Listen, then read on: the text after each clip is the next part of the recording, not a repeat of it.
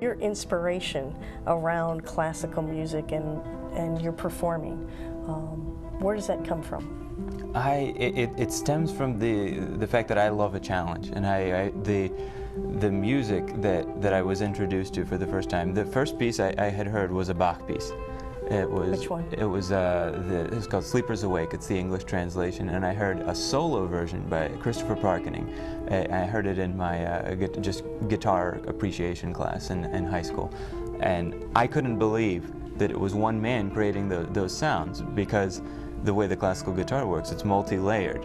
Within one performance, you could play up to 3 different voices, and I was not used to that. Traditionally, you play, a guitar solo, and then you accompany that with chords. I mean, certainly need more than one musician to do this, and I really was just like enthralled by my hair got blown back by this performance, because I was like, wow, this is one person creating all of these layers. It was almost every time that I played it back, you could listen to a different voice, and you could tune into different things with the piece, and not only for the entire duration of the piece, just like 20 seconds of the piece was like so much to take in. I loved it. Why is classical guitar popular at this time? What's happening? Well, it just took a lot of time for it to get. It's mainly the education aspect of it.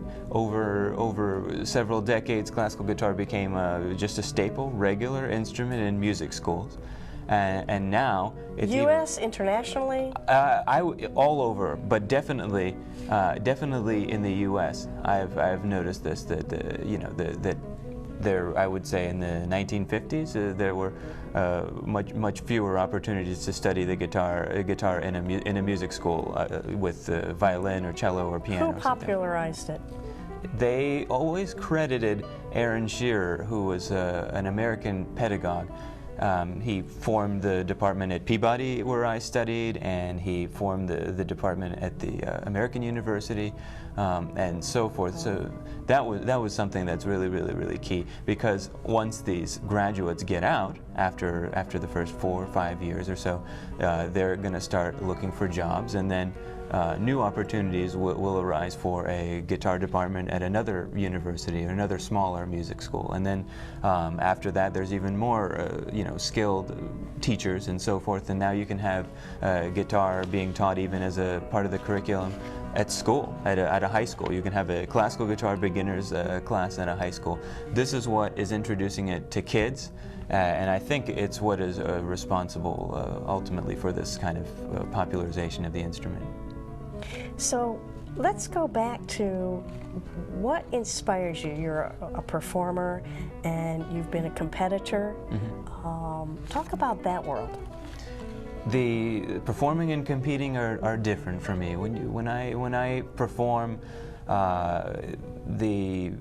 when I perform, there's a dialogue that I enter with my audience, and I just want to share inner emotions with the audience, and based on each of the themes of the songs. Yes. And you pull those together and I carefully orchestrate a kind of program that would be an interesting ride for someone to listen to. So your parents talked about taking people on a journey through their art and opening up questions for them. So is that a similar storytelling? Yes, absolutely. You are telling a story, and the audience will interpret it how they want. Your job is to tell it. That's what your father said. Right. He stopped there. He says, I'm not pushing an end result. I'm opening up. Right. Did you learn that from them, or is that part of being creative? I think it's just part of being creative. Yes. Peter, what have you learned from the art world that you bring to your classical musical performing and competition?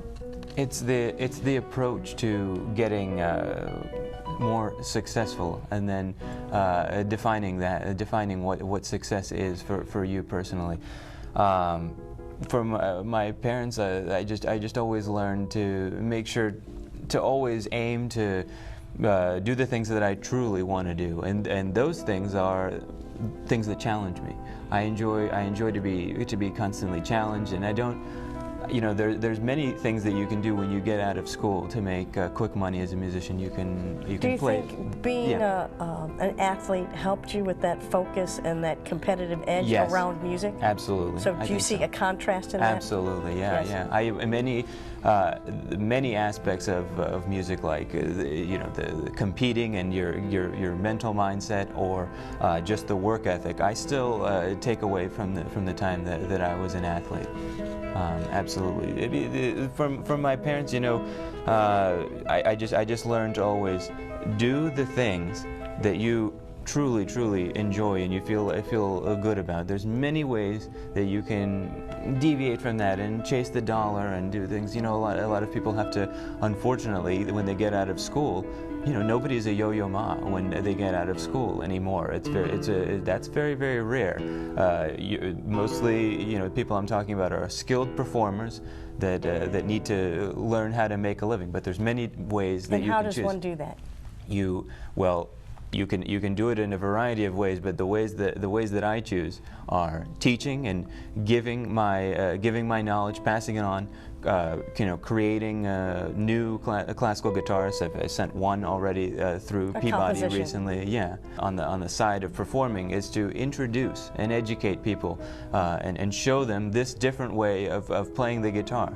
I'm always happy that when I do outreach at schools and so forth, that every year that I do it, more and more people raise their hands when I ask that initial question of how many of you have actually heard the guitar being played this way.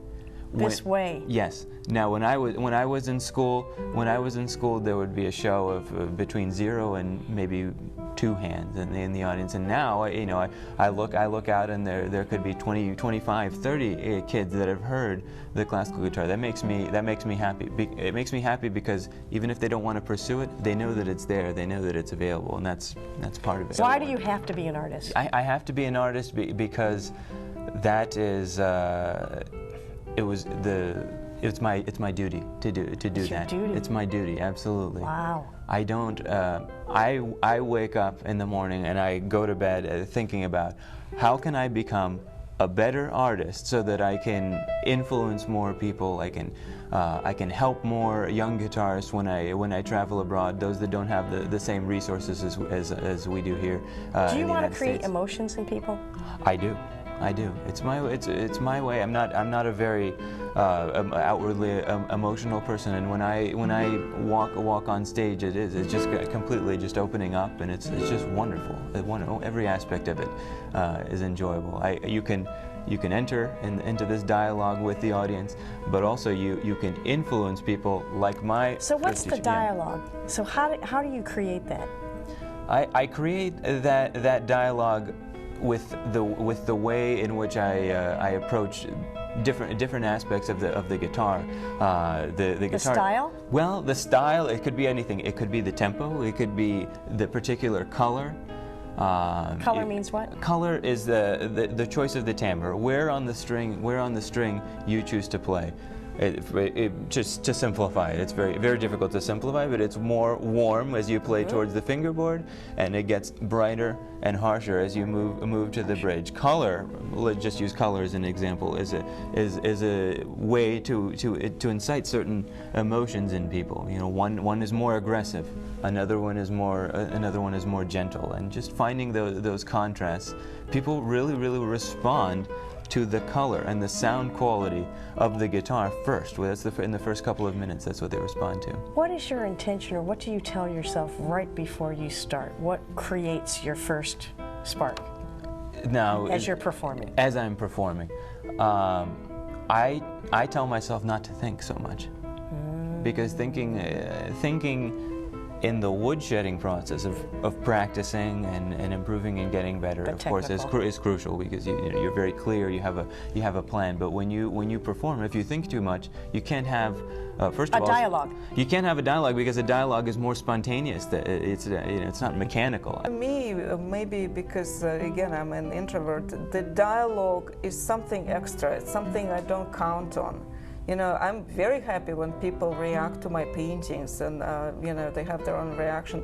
But it's actually was not intended. To me, the intention is just to get it done, to get it out, you know, to make it. What happens with it next We never is know. Irrelevant. So that's what is the difference between the maybe the fine artist and the musician, because he has to have this contact Immediate. with the Talk about how you see your future and how you've mapped that out, or what's inspiring you as you move forward. You know, mapping it out is a difficult way of thinking about things. It's not. I wouldn't say it's mapped out. I'm aware of the things that make me happy. Which are?